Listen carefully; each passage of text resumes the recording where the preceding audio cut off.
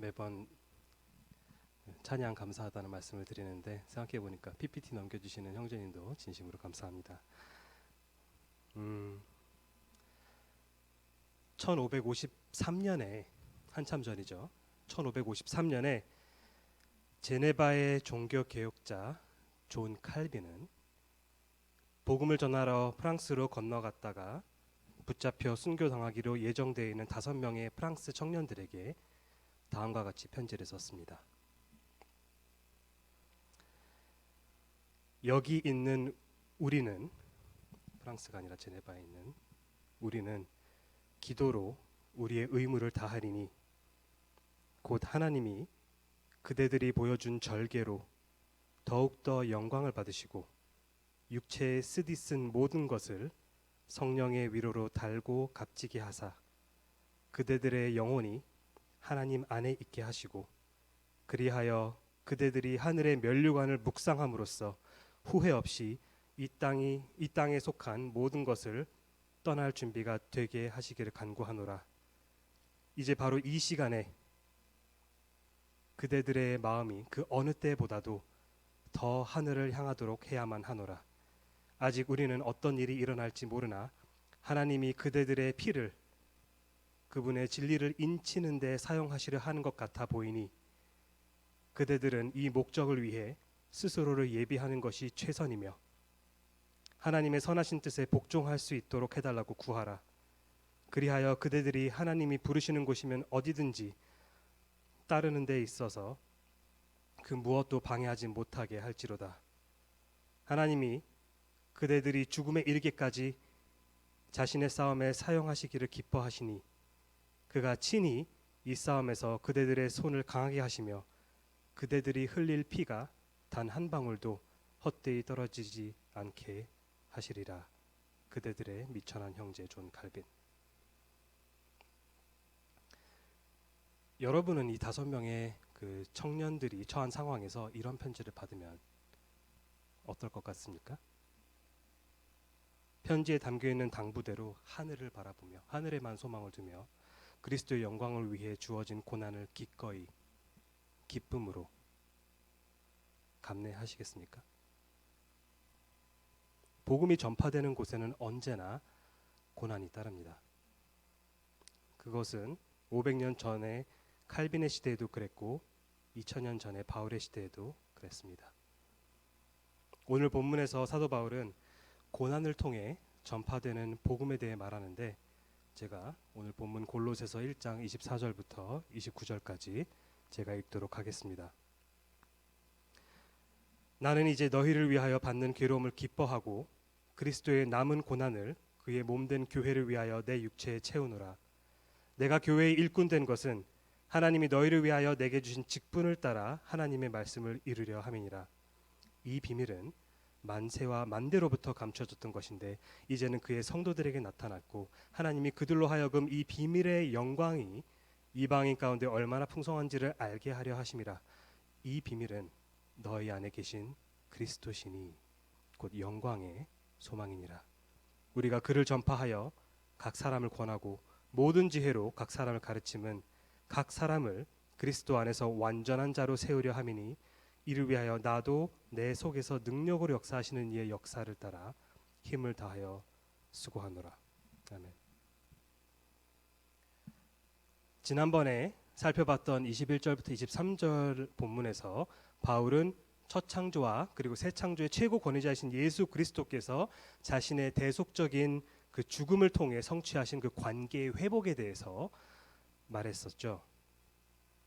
전에는 그리스도의 그 원수였던 자들이 그분의 십자가 죽음을 통해 그들의 죄를 사하심으로써 그들과 화목하게 되고 더 나아가 22절을 보면은 마지막 날에 그들을 거룩하고 흠없고 책망할 것이 없는 자로 자기 앞에 세우고자 하셨다라고 말했습니다. 그리고 23절을 보시면은 이 관계가 유지되기 위해서는 어떻게 돼야 되냐? 그들이 믿음에 거하고 터 위에서 굳게 서서 복음의 소망에서 흔들리지 아니하면이라는 그 조건을 충족시켜야 하는데, 근데 이것은 인간적인 자기 자신의 힘으로 하는 것이 아니라 모든 참된 신자들은 하나님의 주권적인 은혜로 이 믿음을 끝까지 지킬 수 있다라고 말씀을 드렸습니다. 그리고 신학적으로 이것을 우리는 성도의 견인이다라고 설명드렸습니다. 이어서 바울은 끝에 뭐라고 하죠?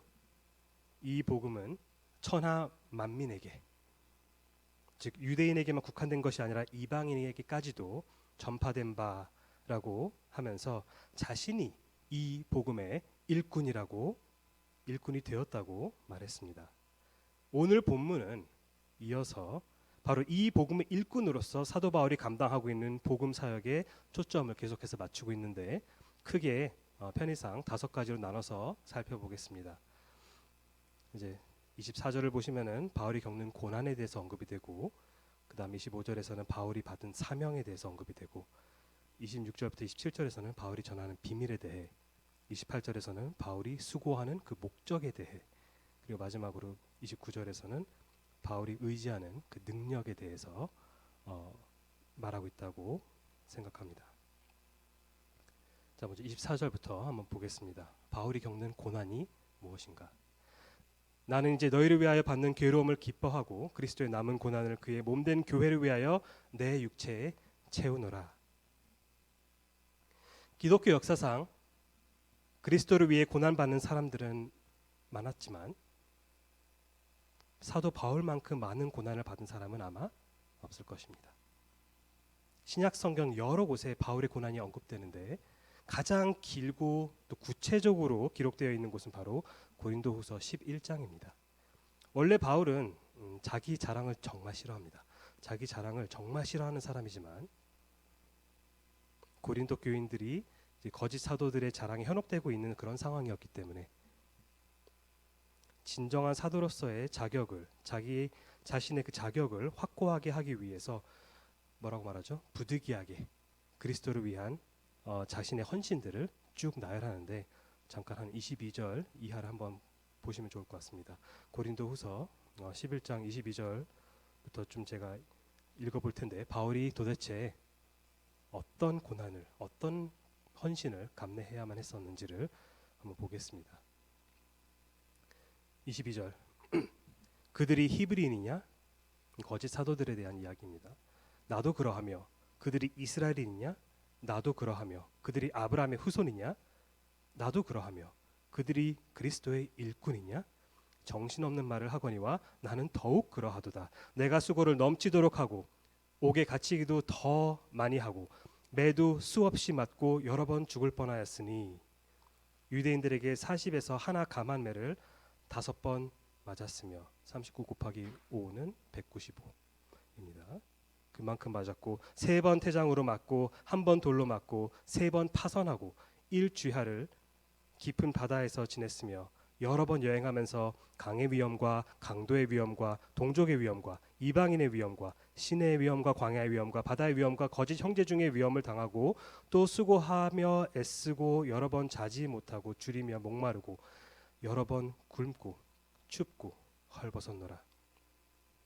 이 외의 일은 고사하고 아직도 날마다 내 속에 눌리는 일이 있으니 곧 모든 교회를 위하여 염려하는 것이라.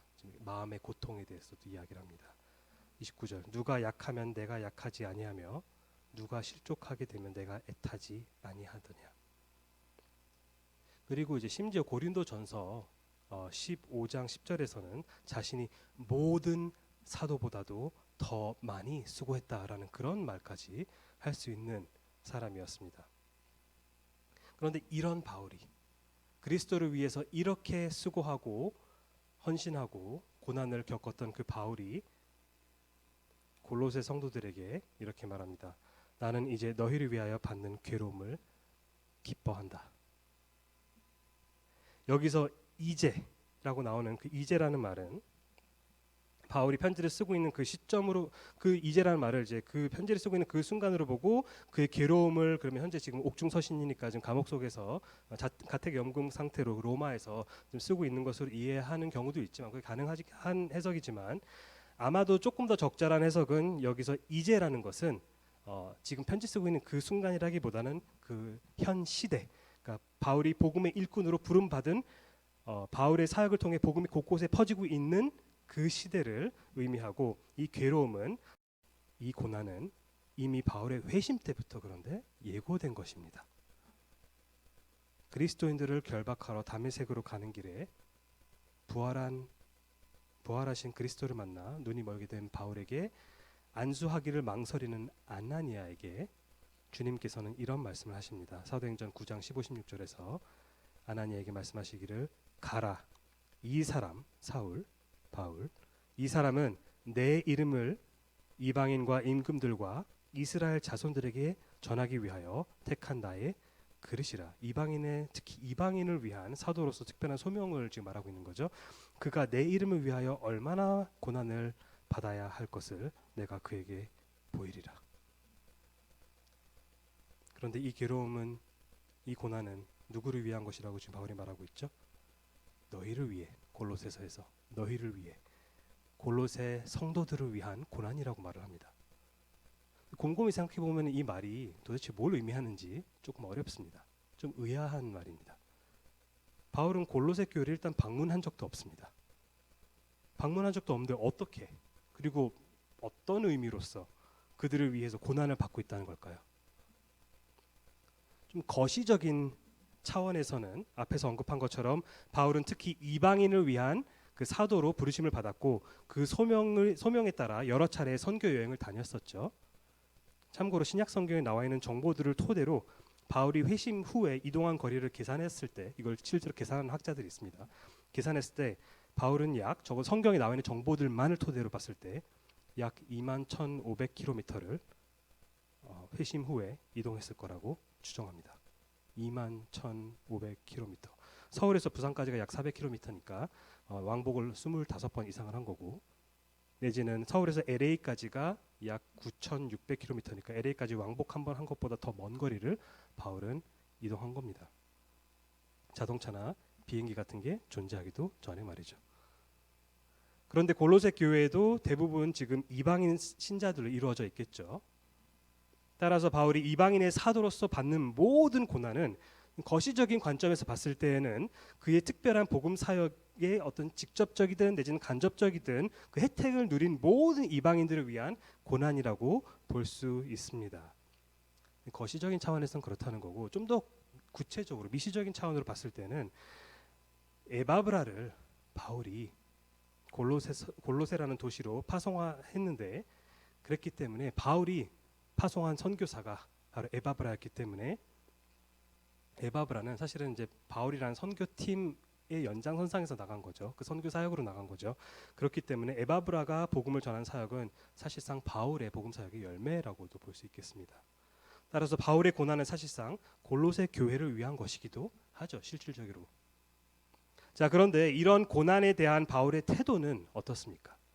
우리가 보통 고난 하면은 피하고 싶은 거, 웬만하면 나한테 벌어지지 않았으면 좋겠는 거, 벌어지면 내가 어찌할 바를 모르는 굉장히 부담스러운 거라고 생각하지만, 지금 사도 바울의 태도가 뭔가 불평하거나 생색내거나 오히려 내가 너희를 위해서 고난을 받고 있다, 이런 게 아니라 진심으로부터 우러나오는 기쁨이죠. 기뻐하노라. 너희들을 위해서 내가 고난을 받는 것 자체가. 왜죠? 왜 바울은 고난을 기뻐하는 걸까요?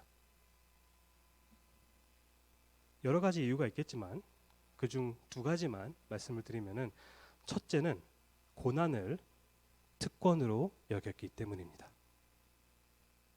빌립보서 1장 29절, 그리스도를 위하여 너희에게 은혜를 주신 것은 다만 그를 믿을 뿐 아니라 또한 그를 위하여 고난도 받게 하려 하심이라. 여기서 빌립보서 1장 29절에서 은혜를 주신 것 할 때, 여기서 개역개정에서 은혜를 줬다라고 해서 뭔가 줬는데 근데 그 목적어가 은혜인 것처럼 나오지만, 사실은 은혜를 주신 것이라는 게 하나의 동사거든요.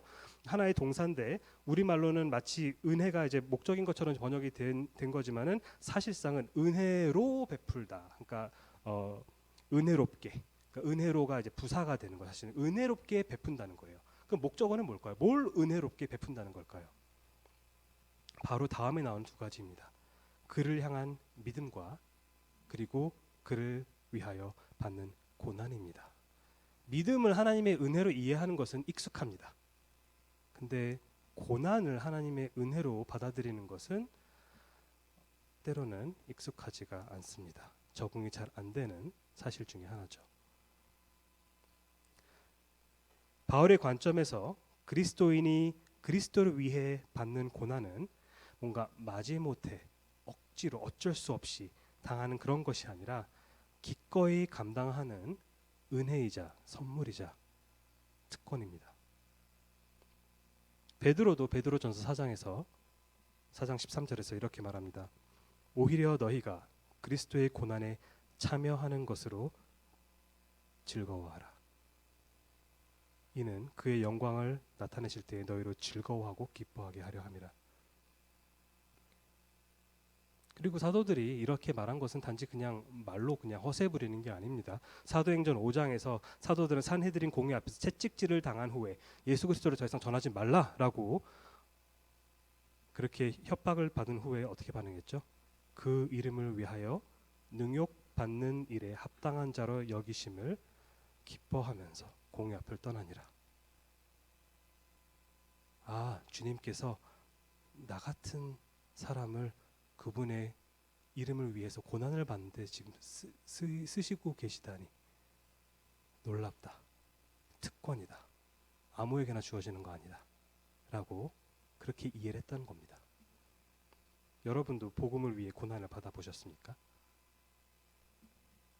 또는 복음을 위해 고난을 받을 준비가 되어 있습니까? 한 주석가는 이렇게 말합니다. 복음에 대한 신실함이 매 순간마다 반드시 고난을 수반하는 것은 아니다. 사도 바울도 때때로 괜찮은 대접을 받았다. 하지만 단 한 번도 바울처럼 그리스도와 복음을 위해 고난을 당하지 않았다면, 내지는 않는다면, 단 한 번도 그런 경험을 하지 않는다면 우리의 신실함에 의문을 가져야 할 수도 있다. 우리는 요한복음 15장 18절에서 21절 본문에서 예수님께서 하신 말씀을 기억해야 한다. 세상이 너희를 미워하면 너희보다 먼저 나를 미워한 줄을 알라. 너희가 세상에 속하였으면 세상이 자기의 것을 사랑할 것이나 너희는 세상에 속한 자가 아니요 도리어 내가 너희를 세상에서 택하였기 때문에 세상이 너희를 미워하느니라. 내가 너희에게 종이 주인보다 더 크지 못하다 한 말을 기억하라. 사람들이 나를 박해하였은즉 너희도 박해할 것이요 내 말을 지켰은즉 너희 말도 지킬 것이라. 그러나 사람들이 내 이름으로 말미암아 이 모든 일을 너에게 하리니 이는 나를 보내신 이를 알지 못함이라. 이게 요한복음 본문이고, 이어서 주석가는 말하기를 만약 세상이 우리 주님과 그의 충실한 종 바울을 대했던 것처럼 그것보다 우리에게 훨씬 더 좋은 대접을 하고 있다면, 세상이 우리에게 바울과 예수님이 했던 것보다 더 좋은 대접을 해주고 있다면 우리가 복음을 세상에게 너무 많이 맞추고 있는 것은 아닌지 한번 돌아봐야 할 것이다. 타협하고 있는 것이 아닌지를 돌아봐야 할 것이다. 왜냐하면 제대로 전한다면은 그렇게 좋은 대접을 사실은 세상은 주지 않기 때문에 그렇습니다. 그런데 이게 첫 번째 이유고, 바울이 기뻐할 수 있는 첫 번째 이유고, 고난을 기뻐한 또 다른 이유가 있는데 바로 성도들을 사랑했기 때문입니다. 고린도후서 1장 6절 전반부를 보면은 바울이 우리가 환난 당하는 것도 너희가 위로와 구원을 받게 하려 하는 것이요 너희의 위로와 구원을 위해서 기꺼이 고난 받겠다 이겁니다. 성도들을 향한 이런 사랑은 단지 고린도 교회뿐만 아니라 골로새 성도들에게도 동일하게 적용되겠죠. 그들을 진심으로 사랑하기에 그들에게 영적 유익을 주는 자신의 복음 사역으로 인해서 생기는 고난조차도 바울은 기뻐한다는 겁니다. 자, 더 나아가 바울은 오늘 본문을 보면은 그리스도의 남은 고난 내지는 결핍된, 직역하면은 결핍된 고난을 그의 몸된 교회를 위하여 내 육체에 채우노라라고 말합니다. 굉장히 난해한 구절입니다. 하지만 한 가지 확실한 거는 이것이 그리스도의 속죄 사역이 뭔가 부족했다라는 말은 결코 아니라는 겁니다. 다른 건 몰라도 적어도 이게 무엇을 의미하지 않느냐, 그리스도의 속죄 사역 자체에 뭔가 부족함이 있었다라고 말하는 것은 아닙니다. 요한복음 19장 30절에서 예수님께서 숨을 거두시기 직전에 뭐라고 말씀하셨죠? 다 이루었다. 그 말은 그분께서 십자가 위에서 구속 사역을 온전하게 성취하셨다라고 선포하신 겁니다. 뿐만 아니라 바울은 이미 1장 14절, 20절, 22절에서 그리스도의 십자가 죽음이 속죄 사역과 화해 사역을 이루셨다라고 지금 말하고 있죠. 그렇다면 여기서 24절에서 그리스도의 남은 내지는 결핍되었다라고 말하는 이 고난을 자기 육체에 채운다는 것은 무슨 뜻일까요?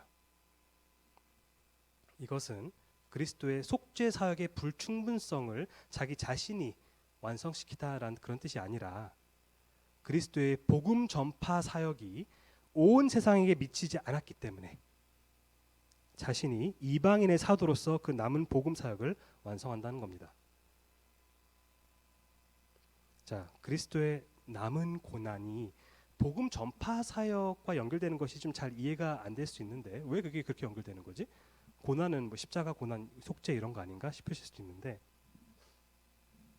일단 여기서 고난이라는 단어는 헬라어로 슬리프시스라는 단어인데 이 슬리프시스는 신약 성경에서 일단 단 한 번도 그리스도의 십자가 위에서 성취한 구속 사역을 가리키는 단어로 사용된 적이 없습니다. 첫째, 일단은 여기서 말하는 그 고난이라는 단어가 원어로는 한 번도 십자가 속죄 사역을 가리키는 데 사용된 적이 없다는 겁니다. 그런데 그것보다 더 중요한 사실은 뭐냐면은 바로 복음을 전파할 때 고난이 항상 수반된다는 것입니다. 고난이라는 것은 그리스도의 고난이라는 것은 물론 우리 핵심적인 것은 십자가 위에서의 속죄 사역이지만 그 속죄를 위한 고난만이 그리스도의 고난의 전부가 아니라는 거죠. 복음을 전파할 때 고난이 항상 수반됩니다. 왜 그럴 수밖에 없습니까? 그 근본적인 원인을 사실 이해하기 위해서는 창세기로 거슬러 돌아가야 합니다. 골로새서 1장에 이미 여러 차례 창세기의 용어와 개념들이 등장했었죠.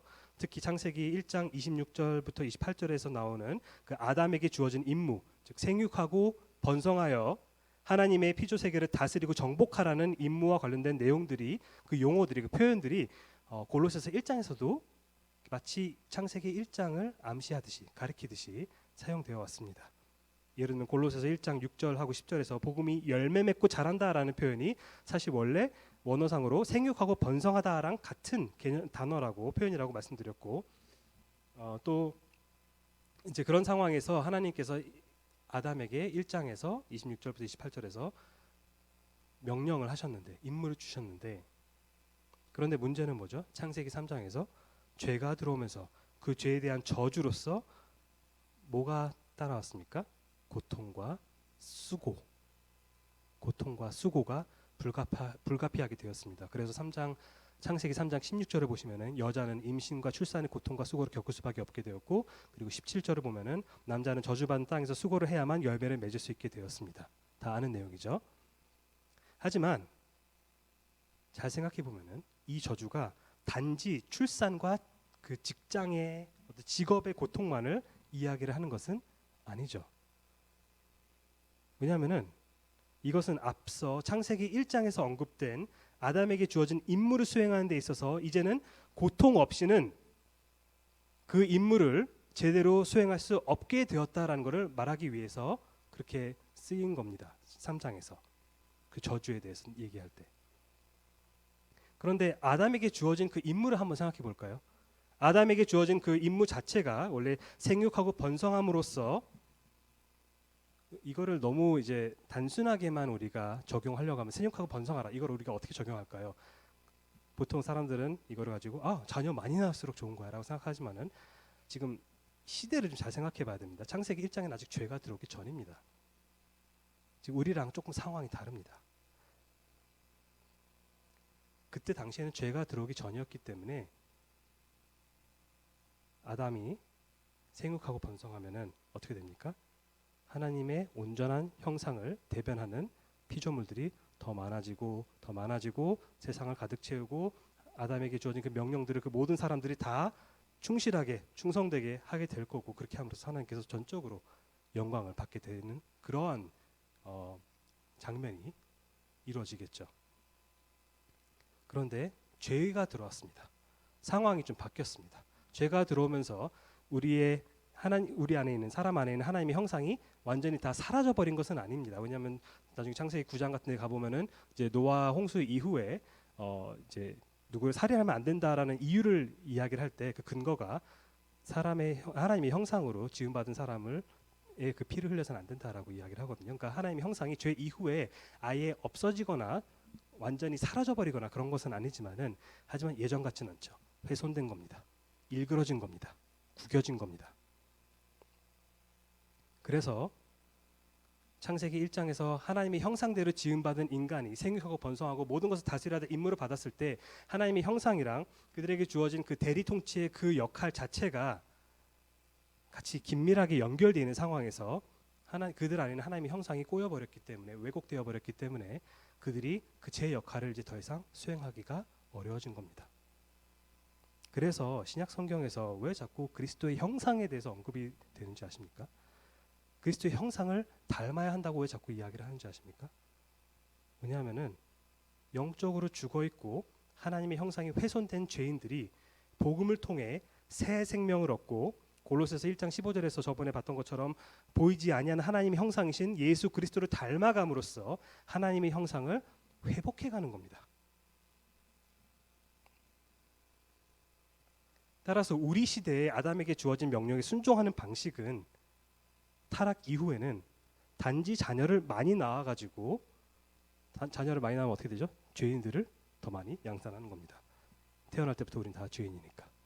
그래서 영적으로 죽어있는 죄인들을 늘리는 것이 창세기 1장에 아담에게 주어진 그 명령에 대한 온전한 순종이 아니라 적용이 아니라 어떻게 하는 거죠? 그 목적이 뭐였죠? 하나님의 형상을 제대로 반영하는 제대로 드러내는 사람들이 많아지게 하는 것. 우리는 그것을 복음 전도라고 합니다. 복음을 전함으로써 하나님의 형상이 회복되는 영혼들을 늘리는 것이 우리 시대에 사실상 창세기 1장에서 아담에게 주어진 그 명령을 제대로 적용하는 겁니다. 우리 삶 가운데.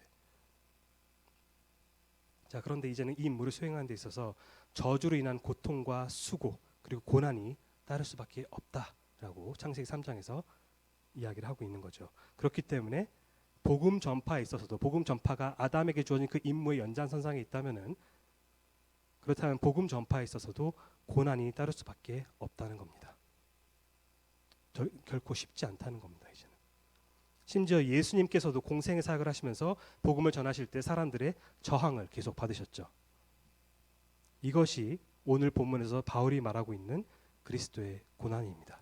그리스도의 십자가 전에도 주님께서는 이미 죄인들의 저항을 받으면서 복음이 그분께서 선포하시는 그 말씀이 거부되고 위협받고 모욕당하고 하셨습니다. 그것도 다 그분께서 겪으신 고난의 일부입니다. 자, 그 고난이 남았다, 결핍되었다라고 말하는 것은 아까 말씀드렸던 것처럼 그리스도께서 복음 사역은 이스라엘 땅에 살고 있는 유대인들에게 국한되었기 때문입니다. 그리스도께서 수행하신 그 복음 사역은 주님께서는 가장 먼저 이스라엘 사람들, 유대인들을 위해 오셨습니다. 그게 순서였기 때문에. 하지만 그게 사실상 원래 메시아의 그 사역의 전부는 아니었죠. 왜냐하면은 우리가 구약 성경을 볼 때 특히 이사야서에서 이제 고난 받는 종 우리가 이사야서 53장 굉장히 익숙하고 여호와의 종이 고난 받는다 이거 굉장히 익숙하고 매년 고난 주간때 묵상하는 본문이지만 사실은 그 부분만 유일하게 이사야서에서 여호와의 종이 나오는 본문은 아니거든요. 종의 노래가 4번 나옵니다.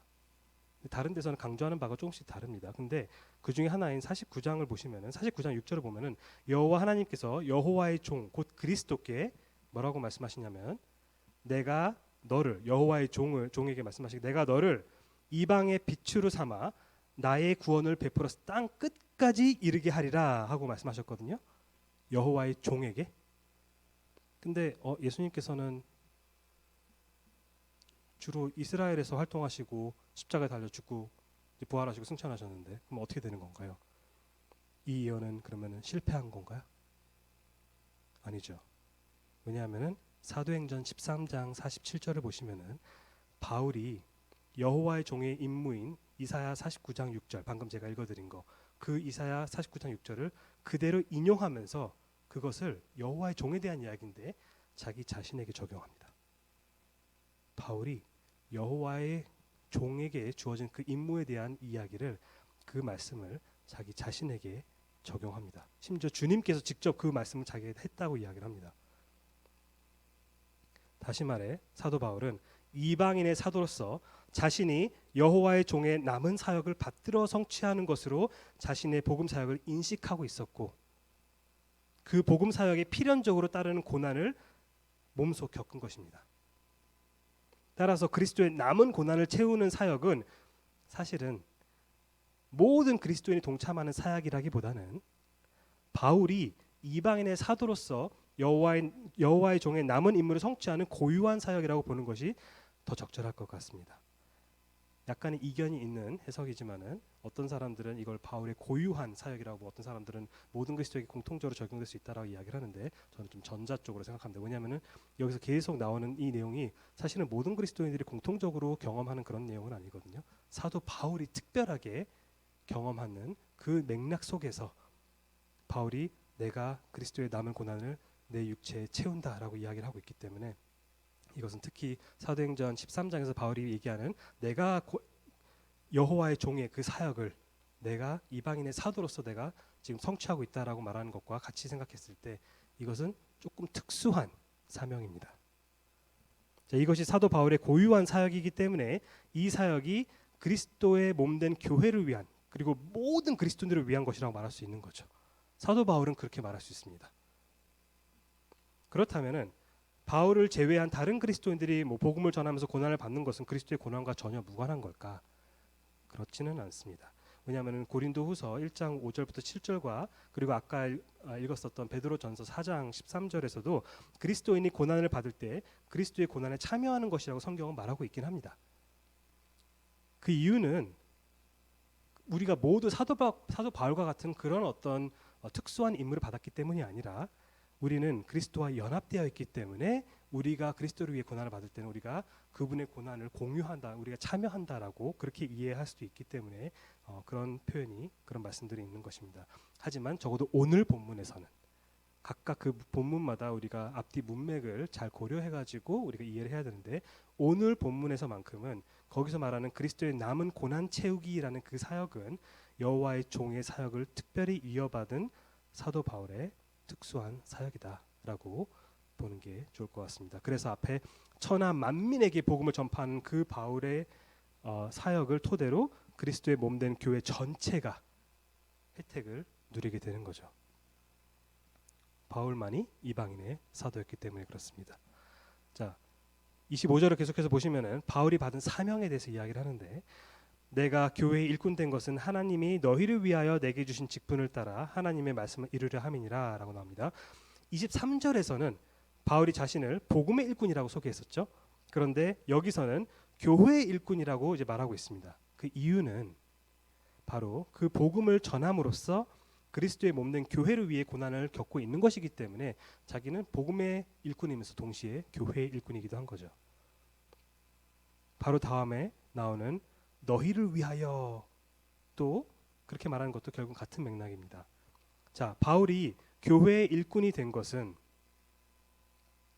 하나님께서 바울에게 주신 직분을 따른 것이라고 나오는데, 여기서 직분이라는 것은 사실 우리가 직분하면은 뭔가 이렇게 목사 직분, 뭐 집사 직분 이렇게 생각해서 뭔가 어떤 지위, 약간 이렇게 생각할 수가 있는데, 여기서는 사도로서의 지위를 의미한다기보다는 이방인의 사도로서 띠고 있는 그 사명, 그 역할, 본분으로 이해하는 것이 더 좋을 것 같습니다. 바울은 자신이 회심을 한 순간 영생만 얻은 것이 아니라, 그것뿐만 아니라 그리스도를 위해 많은 고난을 받아야 할 사명도 함께 받았습니다. 구원받으면서 고난에 대한 사명도 같이 받았습니다. 그래서 아까 24절에서도 바울의 복음 사역의 그 특수성이 언급됐었는데, 여기서도 그 사실을 다시 한번 확인할 수 있는 거죠. 여러분, 바울의 복음 사역은 다른 그리스도인들의 복음 사역과는 근본적으로 좀 다른 점이 있습니다. 우리가 그런 부분을 조금 우리가 이해를 잘 해야 되는데, 바로 바울의 경우에는 일종의 강제성이 작용되고 있기 때문입니다. 고린도전서 9장 16, 17절에서 바울은 이렇게 말합니다. 내가 복음을 전할지라도 자랑할 것이 없음은 내가 부득불 어쩔 수 없이 할 일임이라. 만일 복음을 전하지 아니하면 내게 화가 있을 것이로다. 내가 내 자의로 이것을 행한다면, 복음을 전한다면 상을 얻으려니와. 잘한 거니까 하나님께 상을 받겠지만은, 근데 그게 아니라는 거죠. 내가 자의로 아니한다 할지라도 나는 사명을 받았기 때문에 그렇게 할 수밖에 없다. 나는 이것을 반드시 완수해야 될 특별한 사명을 받았다라고 말하고 있는 겁니다. 물론 저는 예수님께서 지상 명령을 토대로 모든 그리스도인에게 복음을 전하라고 명령하셨다고 확신합니다. 따라서 어떤 면에서는 전도라는 것이 모든 신자들이 마땅히 해야 할 의무 맞습니다. 하지만 동시에 모든 신자들에게 주어진 보편적인 복음 전파의 의무와 사도 바울이 회심 직후에 받은 그 특별한 사명은 조금은 다릅니다. 그리스도의 몸을 박해함으로써 사실상 그리스도를 박해했던 사도 바울은 주님께서 구원하셨을 때, 그 바울을 구원했을 때 그분께서는 바울을 180도 뒤집어 놓으셨죠. 180도 뒤집어서 남은 인생을 자신이 그토록 박해했던 교회를 위해 고난을 받으며 복음을 전해야 할 사명을 주신 겁니다. 우리는 누군가에게 복음을 전할 수 있는데 만약에 그 기회를 놓치면은 사실은 우리는 뭘 느끼죠? 아쉬움 내지는 좀 양심의 가책을 느낄 수도 있겠죠. 근데 바울에게는 그 정도의 수준이 아니죠. 아쉬움, 양심의 가책 아닙니다. 만일 복음을 전하지 않으면 내게 화가 있을 것이로다. 이것이 바울의 직분, 이것이 바울의 사명입니다. 이 사명을 토대로 바울이 뭐라고 말하죠? 하나님의 말씀을 이루려고 한다. 자, 하나님의 말씀이라는 것은 어떻게 보면 굉장히 좀 포괄적인 그런 표현인데, 근데 여기서 바울이 자신의 사역을 통해 이룬다는 그 하나님의 말씀이 무엇을 의미하는지는 바로 다음 두 구절을 통해서 좀 더 자세히 알 수 있는데, 26절, 27절을 한번 보겠습니다. 여기서 바울이 전하는 비밀에 대해서 이야기가 나오는데 26절 이하를 보시면은 이 비밀은 만세와 만대로부터 감춰졌던 것인데 이제는 그의 성도들에게 나타났고 하나님이 그들로 하여금 이 비밀의 영광이 이방인 가운데 얼마나 풍성한지를 알게 하려 하심이라. 이 비밀은 너희 안에 계신 그리스도니 곧 영광의 소망이니라. 자, 앞 구절 끝에 나왔었던 하나님의 말씀이 바로 다음 구절에서는 비밀이라고 이야기를 합니다. 자, 비밀이라는 단어는 사실은 구약 성경에도 등장하긴 하거든요. 다니엘서 2장을 보시면 다니엘이 그 느부갓네살 왕의 그 난해한 꿈을 이제 해석하는 장면이 나오는데 그 난해한 꿈의 의미를 해석해 주는 그 장면에서 비밀이라는 단어가 몇 번 사용됩니다. 히브리어로, 아람어로. 그런데 그게 그러면은 무엇을 의미하느냐? 해몽 전에는 그 꿈을 이제 해석할 때 그 해몽 전에는 가려졌던 그 의미가 해몽 후에는 드러나게 되었다. 알 수 있게 되었다. 그런 의미죠. 이때 그 가려졌다가 드러나게 되는 그 의미, 그것이 바로 비밀입니다. 마찬가지로 골로새서 1장 26절에서도 그 뒤에 보시면 뭐라고 나왔죠? 만세와 만대로부터 감춰졌었는데 근데 이제는 그의 성도들에게 나타났다, 드러났다라고 말하죠. 이게 바울이 말하는, 성경이 말하는 비밀입니다. 자, 여기서 바울이 말하는 비밀의 내용은 사실 다음 구절에서 설명이 됩니다. 자, 27절 보시면은 전반부를 먼저 보겠습니다. 하나님께서 그의 성도들로 하여금 이 비밀의 영광이 이방인 가운데 얼마나 풍성한지를 알게 하려 하심이라고 나오는데, 먼저 이 비밀이라는 것은 이방인 가운데 드러난 것이죠. 이방인 가운데 드러난 것인데 바울이 이방인의 사도로 부르심을 받았다는 사실을 우리가 고려했을 때 이 비밀은 기본적으로 이방인에게 전파된 복음과 뭔가 관련이 있음을 우리가 알 수 있겠죠. 예를 들어서 에베소서 3장에서 바울이 말하는 비밀은 앞서 에베소서 2장에서 유대인과 이방인이 그리스도 안에서 한 몸으로 연합된다는 그 놀라운 사실, 즉 이전에는 이런 얘기가 기록되지 않았고 계시되지 않았지만은 이제는 드러나게 되었다라고 이제 말하고 있는 것입니다. 근데 오늘 본문인 골로새서 1장에서의 비밀은 좀 다릅니다. 이 비밀이라는 단어가 나올 때마다 다 똑같은 비밀을 이야기를 하는 것이 아니라 무엇이 감춰졌다가 무엇이 뒤늦게 나중에 후대에 드러나게 되었는지를 우리가 문맥을 통해서 이해를 해야 되는데, 골로새서 1장에서의 비밀은 유대인과 이방인의 그 연합에 대한 것이 아니라 그건 에베소서 얘기였고, 여기서는 뭐라고 말합니까? 이방인인 너희 안에 계신 그리스도, 너희 안에 계신 그리스도가 여기서 바울이 말하는 비밀입니다. 단지 구원이 유대인뿐 아니라 이방인에게도 전파되었다는 그런 게 비밀이 아니라, 사실 그거는 구약에서도 예언되었던 내용이었죠. 이제 온 열방까지도 하나님께 돌아오는 것이 명령되었고, 그리고 이제 예언되었습니다. 그것은 비밀이 아닙니다. 이전에 이미 기록되어 있기 때문에. 그런데 그리스도께서 이방인 신자 안에 계신다는 그 사실은, 즉 그리스도의 내주하심이라는 그 사실은 이전에는 사실은 드러나지 않았던 내용입니다. 감춰졌다가 이제서야 드러나게 된 사실인 거죠. 앞에 골로새서 1장에서 2절과 4절에서 그리스도 안에라는 표현이 이렇게 언급됐었는데, 성도들이 그리스도 안에 있을 뿐 아니라 이제는 여기서 보시면은 그리스도께서도 각 성도들 안에 계신다는 것을 우리가 알 수 있습니다. 그리스도와의 연합이라고 우리가 이걸 말하는데, 신자가 그리스도와의 관계에서 경험할 수 있는 가장 깊은 영적 친밀함입니다. 나는 그리스도 안에, 그리스도는 내 안에. 신자는 그리스도와 단지 그냥 연관되어 있는 그런 존재일 뿐만 아니라 그리스도와 연합된 존재입니다.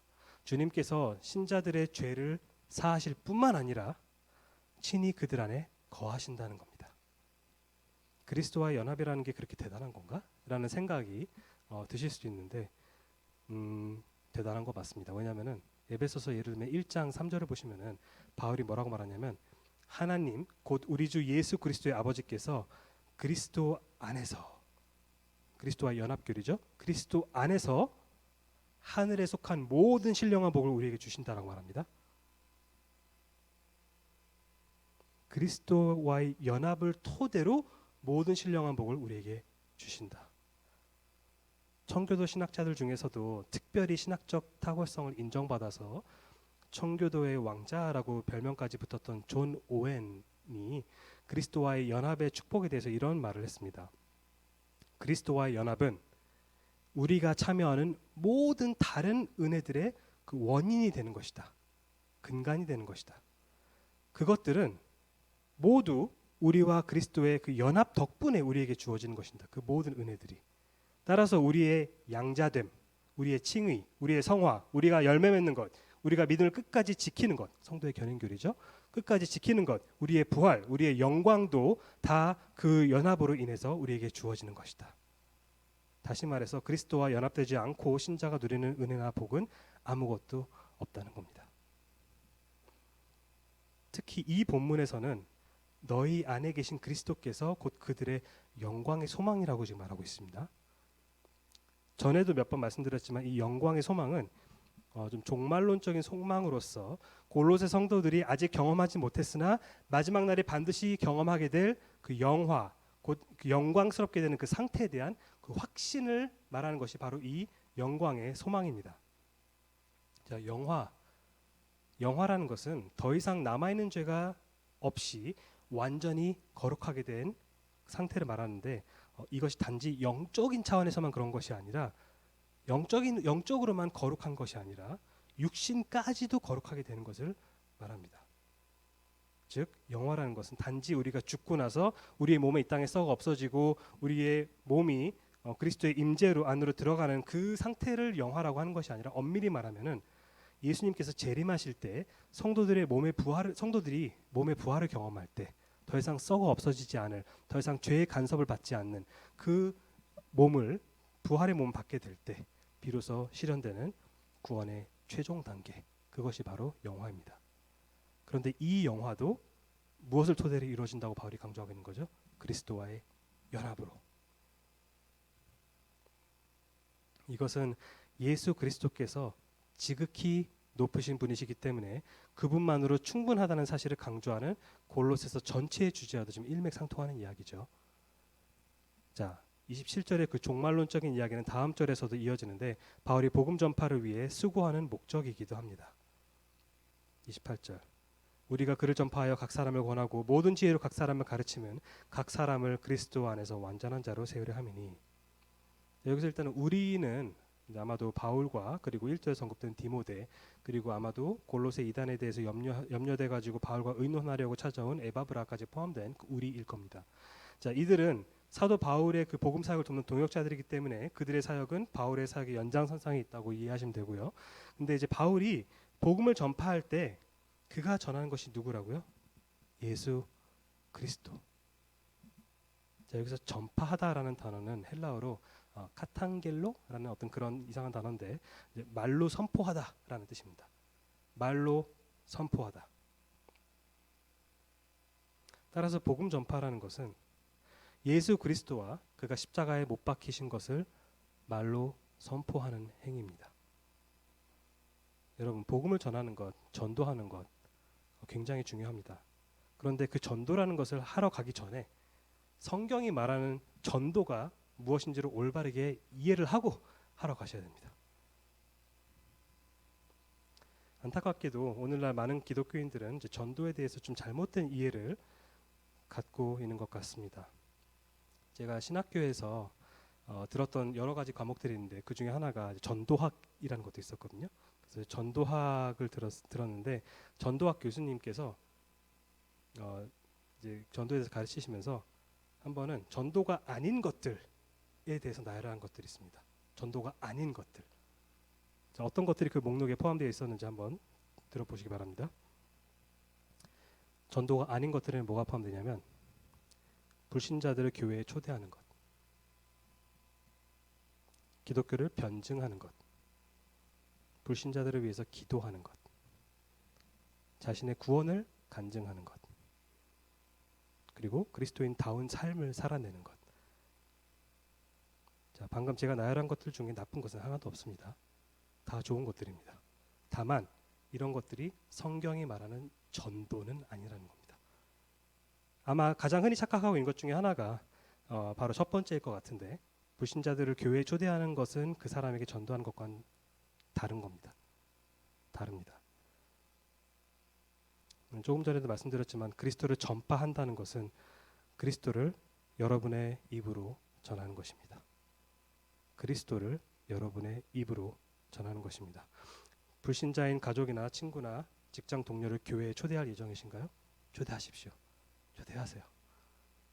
하지만 이번 주일에 우리 교회 한번 와볼래? 라고 말하는 것이 복음을 전파한 것은 아니라는 거예요. 그것은 단지 그를 교회에 초대한 것이고 사실상 그렇게 함으로써 설교 강단에서 복음을 선포하는 그 설교자에게 전도를 대신 맡긴 셈인 거죠.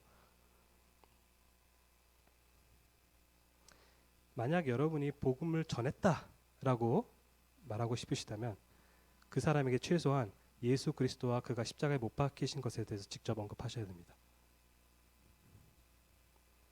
교회에 한번 가보자라는 말보다 너가 죄를 사함받기 위해서는 예수 그리스도의 십자가 죽음과 부활을 믿고 의지해야만 해 라는 말을 꺼내기가 더 어렵죠. 더 부담스럽습니다. 하지만 아까 24절을 설명할 때도 말씀드렸던 것처럼 복음을 전할 때 죄인들이 복음을 저항하여 크거나 작은 고난이 따른 것은 당연한 것입니다. 복음을 전할 때 기본적으로 상대방이 여러분을 비웃을 수도 있고 심지어 욕하거나 아니면 관계가 소원해질 수도 있음을 예상하고 전하십시오. 당연한 현상으로 생각하십시오. 그게 당연한 겁니다. 그런 일이 벌어지지 않으면 그게 오히려 좀 이례적인 일이에요. 가끔 그럴 때도 있지만 2000년 전에 불신자들은 예수 그리스도를 십자가에 못 박아 죽였습니다. 우리는 그분의 제자들이죠. 그러면은 우리의 스승을, 우리의 주님을 그렇게 한 자들이 그 제자들은 어떻게 대하겠습니까? 따라서 성령님께서 초자연적으로 역사하심으로써 그 사람을 거듭나게 하시는 그런 특별한 경우를 그리고 우리가 기대하는 그 경우를 제외하고는 그 사람이 복음을 거부하는 것은 지극히 당연한 결과입니다. 자, 또 어떤 사람들은 아까 그 목록에서 기독교를 변증하는 것이 복음을 전하는 것과 동일한 것으로 여기는데, 여러분 그 창조론 대 진화론에 대해 열띤 논쟁을 해가지고 논리적으로 그 사람을 꺾었다고 칩시다. 그 사람이 갑자기 순순히 갑자기 내 죄를 회개하게 되고 막 예수님을 믿게 되는 것 같아. 이렇게 반응을 할까요? 그런 일 없습니다. 그 논쟁에서 이겼다고 해서 갑자기 복음이 막 믿어져 막 그런 일 없습니다. 6일 창조, 나사렛 예수의 역사성에 대한 이야기, 하나님의 실제에 대한 논쟁 다 중요하다고 생각합니다. 그런 거 다 저 얘기해 봤습니다. 그리고 그런 것들에 대해서 토론하고 변증하는 것이 필요한 상황들도 분명히 있습니다. 그 자체가 아까 말씀드렸던 것처럼 나쁜 게 아니에요. 하지 말라는 뜻이 아닙니다. 단지 그것이 복음을 전하는 것은 아니라는 겁니다. 좀 복음을 전하는 것은 조금 근본적으로 다른 것이라는 것을 이해를 할 필요가 있습니다. 그러한 주제들에 대해서 2시간 동안 토론한 후에 그 불신자 친구의 죄와 하나님의 진노의 심판에 대한 경고와 예수 그리스도의 대속적인 죽음에 대해서 만약에 말하지 않는다면은 여러분은 열심히 토론을 했을 뿐 복음을 전한 것은 아닙니다. 또 어떤 사람들은 불신자들을 위해서 기도하는 것을 전도하는 것으로 여기는데, 그것은 전도를 하기 위한 예비 단계이지 그것 자체가 전도는 아닙니다. 중요합니다. 여기 오후 기도회 때 여기 사역자들이 와가지고 기도하는 것들 중에 항상 기도하는 것들 중에 하나는 그거죠. 믿지 않는 자들, 우리 교회 안에 있든 교회 밖에 있든 그들에게 복음을 전함으로써 한 영혼이라도 그리스도를 알고 영생을 얻어서 주님께로 나올 수 있도록 기도하는 것 중요합니다. 그런데 태능침례교회 모든 교회인들이 예를 들어서 특정 불신자 A라는 사람에게 구원을 위해서 기도를 할지라도, 온 교인들이 한 사람에 대해서 집중적으로 기도를 할지라도 아무도 결국에는 그 사람에게 말로 그리스도를 전하지 않는다면 그 사람은 결코 구원을 받을 수가 없습니다. 바울이 로마서 10장 17절에서 뭐라고 말합니까? 그러므로 믿음은 뭐에서 난다고요? 들음에서 나며 들음은 그리스도의 말씀으로 말미암았느니라. 또 어떤 사람들은 자신의 구원을 간증하는 것을 전도랑 동일시하는데, 자신이 어떻게 구원을 받게 되었는지 이야기를 나눈 것은 좋지만 그것은 어디까지나 자신이 구원을 받은 이야기에 불과합니다. 여러분이 어떤 상황에서 어떤 계기로 예수님을 믿고 구원받았다는 이야기가 곧 복음은 아닙니다. 복음은 예수 그리스도께서 죄인들의 죄를 대속하기 위해 십자가에 달려 죽고 부활하셨다는 구속사적인 진리, 그것이 바로 복음입니다. 그것을 전할 때 우리는 비로소 내가 복음을 전했다라고 말할 수 있지 않을까요? 자신의 구원 간증을 발판으로 삼아서 성경에 게시된 십자가 복음을 그 사람에게 전한다면 그것은 진정한 전도를 한 거죠. 하지만 자신이 구원받은 이야기만 하고 내가 이렇게 해서 구원받았어, 그렇게 이야기만 하고 실제로 그 사람도 동일하게 믿어야 할 그 진리를 명확하게 말로 예수 그리스도를 전하지 않으면은, 촉구하지 않으면은, 그러면은 전도의 문턱까지 갔다가 발걸음을 돌린 거나 사실 마찬가지입니다. 그리고 아까 마지막으로 하나 더 있었는데 그 목록에 어떤 사람들은 이렇게 생각합니다. 요즘에는 직접적으로 말로 복음을 전해봤자 아무도 믿지 않는 시대가 됐으니까 다들 좀 굉장히 기독교에 대해서 비판적이고, 그러니까 이제는 간접적으로 자신의 모범적인 삶을 보여줌으로써 다른 사람들로 하여금 저 친구처럼 살고 싶은데 저 친구가 교회를 다니네? 나도 그럼 한번 교회나 가볼까? 이런 반응을 유도해내는 그 소위 말하는 삼전도가 지혜로운 접근법이라고 이제 주장하는 그런 경우들이 있는데, 2000년 전에도 말로 복음을 전할 때 구원받는 사람들은 소수였습니다. 전도자들을 비웃거나 박해하는 사람들이 다수였습니다. 거룩한 삶 사는 것, 그것은 그리스도인이 복음을 말로 전할 때 그 메시지를 뒷받침하는 간접적인 증거가 되기 때문에 중요하지만, 그 삶 자체가 영생을 주는 복음을 대체할 수 있는 것은 아닙니다. 말로 전해야 되는 겁니다. 자, 다시 본문으로 돌아와서 바울은 자신이 그리스도를 전파하는 사역을 조금 더 구체적으로 설명하는데 각 사람을 권하고 각 사람을 가르치는 것이라고 말합니다. 그래서 권하다라는 말을 좀 더 이해하기 쉽게 번역하면 충고하다, 훈계하다 이런 뜻입니다. 잘못된 행동에 대해서 경고하는 거죠. 바로 뒤에 보면은 이제 각 사람을 그리스도 안에서 완전한 자로 세우려 함이라고 나온 것을 봤을 때 여기서 권하다라는 말은 불신자들에게 회개를 촉구하는 것만을 의미하는 것이 아니라 죄를 범한 신자들 또한 회개하여 다시 바른 길로 걷도록 하는 그것까지 포함되어 있는 권함이라고 이해하면 좋을 것 같습니다. 반면에 가르치다라는 말은 좀 더 긍정적인 의미로서 기독교 진리를 바르게 전달시키고 그래서 이해시키는 것, 이게 가르치는 거죠. 그런데 이 가르침을 모든 지혜로 한다고 말합니다. 모든 지혜로. 이 표현은 어디서 나왔었죠? 앞에 1장 9절에서 바울은 골로새 성도들을 위해 기도할 때 너희로 하여금 모든 신령한 지혜와 총명의 하나님의 뜻을 아는 것으로 채우게 하시기를 간구한다고 말했는데, 근데 이 기도가 응답되기 위해서는 1장 9절의 그 기도가 응답되기 위해서는 그들이 모든 지혜로 가르침을 받아야 합니다. 그런데 그 사역을 지금 바울이 하고 있다는 겁니다. 자, 이 모든 복음 사역의 목적은 근데 뭐라고 나오죠? 각 사람을 그리스도 안에서 완전한 자로 세우는 것입니다. 자, 여기서 다시 한번 그리스도 안에서 그리스도와의 연합 교리가 이제 언급되는데 그분 안에서 각 사람을 완전한 자로 세우려 한다. 이게 무슨 뜻일까요? 완전한 자로 세우려고 한다.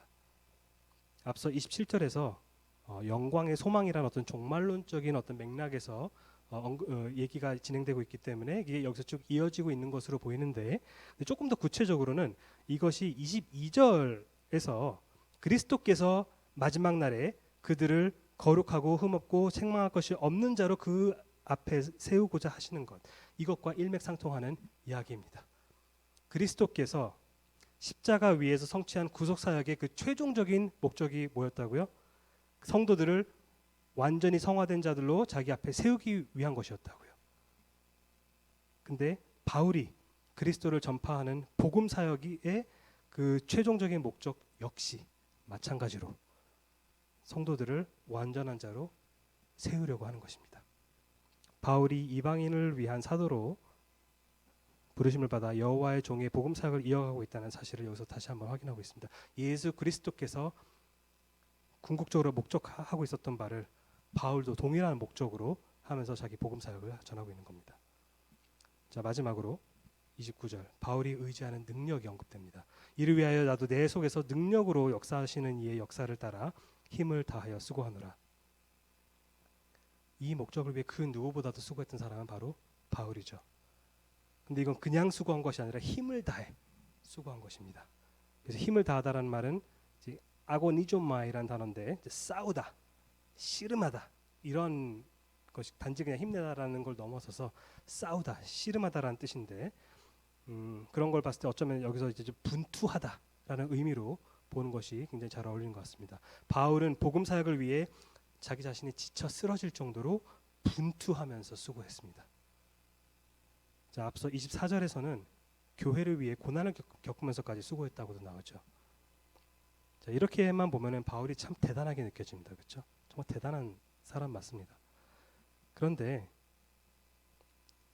사실 바울이 원래 스스로 대단해서 그렇게 된 것이 아니라 그가 그렇게 수고할 수 있었던 것은 그가 전적으로 의지하고 있던 어떤 한 능력이 있었기 때문에 그렇습니다. 바로 내 속에서 능력으로 역사하시는 이의 그 역사, 그것을 붙들고 있었기 때문에 바울이 이 모든 수고와 이 모든 고난을 겪을 수 있었던 겁니다. 견딜 수 있었던 겁니다. 이 모든 것은 바울 안에 거하시는 예수 그리스도의 능력입니다. 바울은 오직 지극히 높으신 그리스도의 은혜를 토대로 자신이 이토록 힘을 다하여 수고하고 있다고 고백함으로써 그분께 영광을 올려드리고 있는 겁니다. 고린도전서 15장 10절에서 바울은 이렇게 고백합니다.